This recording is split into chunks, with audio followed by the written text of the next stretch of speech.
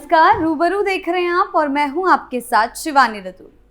उत्तर प्रदेश में कानून व्यवस्था को मजबूत बनाए रखने के लिए पुलिस ने एक बार फिर अपराधियों के खिलाफ कड़ा रुख अपनाया है। पहले के शासनकाल में प्रदेश की कानून व्यवस्था पर सवाल खड़े होते थे।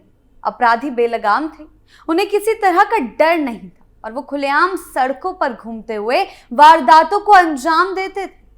उस दौर में अपराध का ग्राफ लगातार ऊपर जा रहा था और आम आदमी खुद को सुरक्षित महसूस नहीं करता था। लेकिन अब हालात पूरी तरह बदल चुके हैं।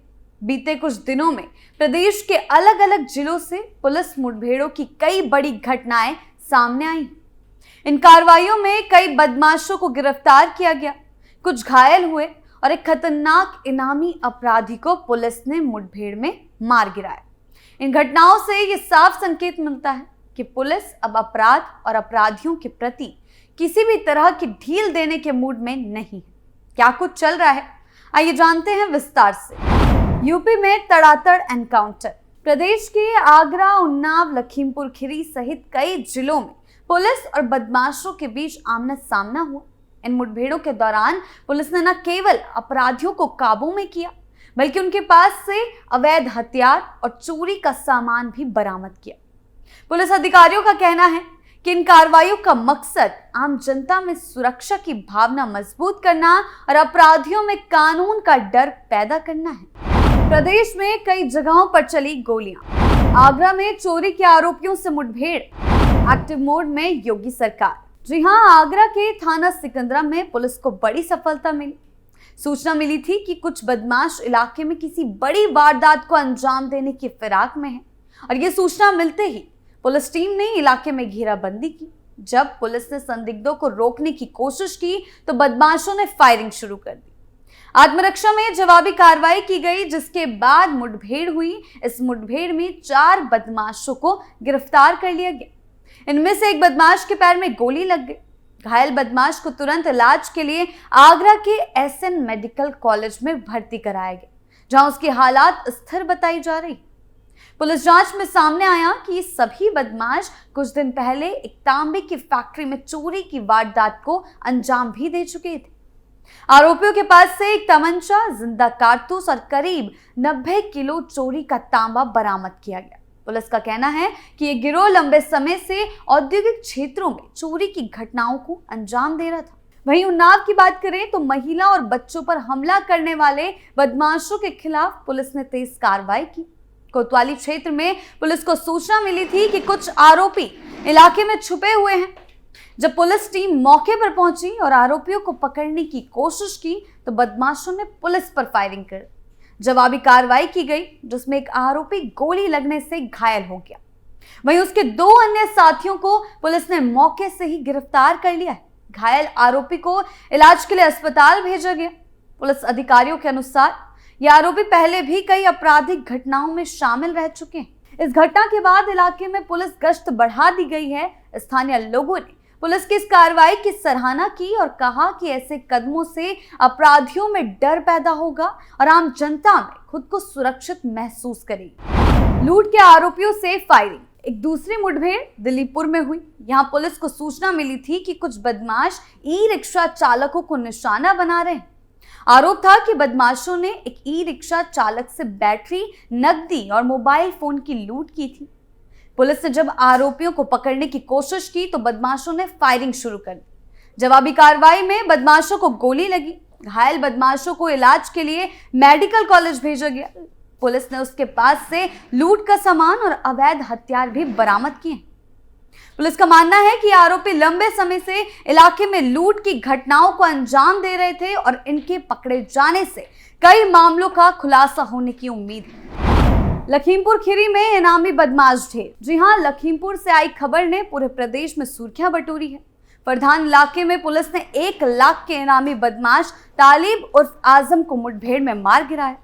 तालिब सामूहिक दुष्कर्म के एक बेहद गंभीर मामले का मुख्य आरोपी था। उस पर कुल मिलाकर 17 गंभीर मुकदमे दर्ज थे और इस घटना के बाद पुलिस ने तेजी से कार्रवाई शुरू की थी।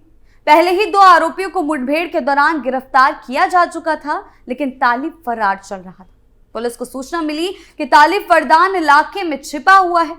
सुल्तानपुर और लखीमपुर खीरी पुलिस की संयुक्त टीम ने इलाके में घेराबंदी की। खुद को घिरता देख तालिब ने पुलिस पर फायरिंग शुरू कर दी और जवाबी कार्रवाई में तालिब घायल हो गया और बाद में उसकी मौत हो गई। यानी कि पुलिस कार्रवाई में, पुलिस मुठभेड़ में उसको ढेर कर दिया गया। अधिकारियों का कहना है कि वो बेहद खतरनाक अपराधी था और उसके मारे जाने से इलाके में अपराध पर लगाम लगेगी और इस कार्रवाई के बाद स्थानीय लोगों में राहत की सांस ली है। पुलिस का सख्त संदेश। इन सभी घटनाओं के बाद प्रशासन ने साफ संदेश दे दिया है कि अपराधियों के लिए अब कोई जगह नहीं, चाहे चोरी हो, लूट हो, महिलाओं के खिलाफ गंभीर अपराध हो, हर मामले में सख्ती से कार्रवाई की जाए। वरिष्ठ पुलिस अधिकारियों का कहना है कि प्रदेश में कानून व्यवस्था बनाए रखना उनकी प्राथमिकता है। लगातार अपराधियों की पहचान की जा रही है, उनके खिलाफ अभियान चलाया जा रहा है और मुठभेड़ों के साथ साथ कानूनी प्रक्रिया के तहत भी अपराधियों को जेल भेजा जा रहा है। जनता में बढ़ा सुरक्षा का भरोसा। इन कार्रवाइयों के बाद आम जनता में पुलिस के प्रति भरोसा बढ़ा है। कई लोगों का कहना है कि पहले अपराधियों के हौसले बुलंद रहते थे, लेकिन अब पुलिस की सख्ती के चलते वो डरने लगे हैं। खासकर महिलाओं और बच्चों की सुरक्षा को लेकर पुलिस की सक्रियता को सराहा जा रहा है, क्योंकि एक के बाद एक कार्रवाई उनके लिए की जा रही। प्रदेश सरकार भी पुलिस की इन कार्रवाइयों का समर्थन कर रही। सरकार का कहना है कि अपराध मुक्त उत्तर प्रदेश बनाना उनका लक्ष्य है और इसके लिए पुलिस को पूरी छूट दी गई है कि वो कानून के दायरे में रहते हुए सख्त से सख्त कदम उठाए। पुलिस अधिकारियों ने बताया है कि यह अभियान यहीं खत्म नहीं होगा। आने वाले दिनों में अपराधियों के खिलाफ ऐसे ही और अभियान जारी रहेंगे। जिन लोगों पर इनाम घोषित है उन्हें पकड़ने के लिए विशेष टीमें बनाई गई। आम जनता को भी कहा गया है कि वो किसी भी संदिग्ध गतिविधि की सूचना तुरंत पुलिस को दे। जनता के सहयोग से अपराध पर पूरी तरह काबू और भी ज्यादा पाया जा सकता है। एआई से मजबूत हुई यूपी पुलिस। अब अपराध से पहले कार्रवाई। जी हां, जहां पहले के शासनकाल और मौजूदा व्यवस्था के बीच फर्क अब जमीन पर साफ दिखाई देने लगा है। पहले जहां अपराधी खुलेआम घूमते थे, पुलिस और कानून का उन्हें कोई खास डर नहीं था, वहीं अब हालात पूरी तरह बदल चुके हैं। योगी सरकार की जीरो टॉलरेंस नीति ने अपराधियों के मन में एक ऐसा खौफ पैदा किया कि या तो वो अपराध छोड़ने को मजबूर हो रहे हैं या फिर खुद ही सरेंडर कर रहे हैं। इस बदले हुए माहौल के पीछे सिर्फ सख्त कानून नहीं, बल्कि आधुनिक तकनीक और आर्टिफिशियल इंटेलिजेंस एआई का बढ़ता इस्तेमाल भी एक बड़ा कारण बन रहा है। अब पुलिस केवल घटना के बाद कार्रवाई नहीं कर रही, बल्कि अपराध होने से पहले उसे रोकने की दिशा में भी काम किया जा रहा है। आज उत्तर प्रदेश पुलिस तकनीक के नए दौर में प्रवेश कर चुकी है। एआई आधारित सिस्टम की मदद से अपराधियों की पहचान, उनकी गतिविधियों पर नजर और भविष्य में होने वाले संभावित अपराधों का अनुमान लगाया जा रहा है। पहले पुलिस को किसी अपराधी तक पहुंचने में लंबा समय लगता था, लेकिन अब एआई की मदद से कुछ ही मिनटों में संदिग्धों का पूरा रिकॉर्ड सामने आ जाता है। थाने में लगे कंप्यूटर सिस्टम, सर्विलांस कैमरे और डेटा एनालिसिस टूल्स अपराध की कड़ियों को जोड़ने में बड़ी भूमिका निभा रहे हैं। इससे पुलिस को यह समझने में मदद मिल रही है कि किस इलाके में किस तरह का अपराध बढ़ सकता है और वहां पहले से ही सुरक्षा बढ़ा दी जाती है। प्रदेश के कई जिलों में सीसीटीवी कैमरों को एआई से जोड़ा गया है, जो केवल रिकॉर्डिंग तक सीमित नहीं। ये कैमरे संदिग्ध गतिविधियों को पहचानने में सक्षम हो रहे हैं। अगर किसी इलाके में बार बार एक ही व्यक्ति संदिग्ध तरीके से घूम रहा है या किसी वाहन की गतिविधि असामान्य लगती है, तो सिस्टम अपने आप अलर्ट भेज देता है।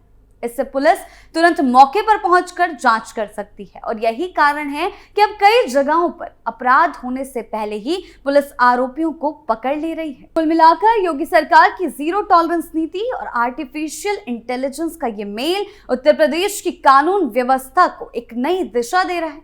अब अपराधियों के लिए ना तो राजनीतिक संरक्षण बचा है और ना ही तकनीकी कमजोरी। ये पहले का दौर नहीं है जहां अपराधियों को संरक्षण मिलेगा। सरकार का साफ संदेश है कि प्रदेश में अपराध के लिए कोई जगह नहीं।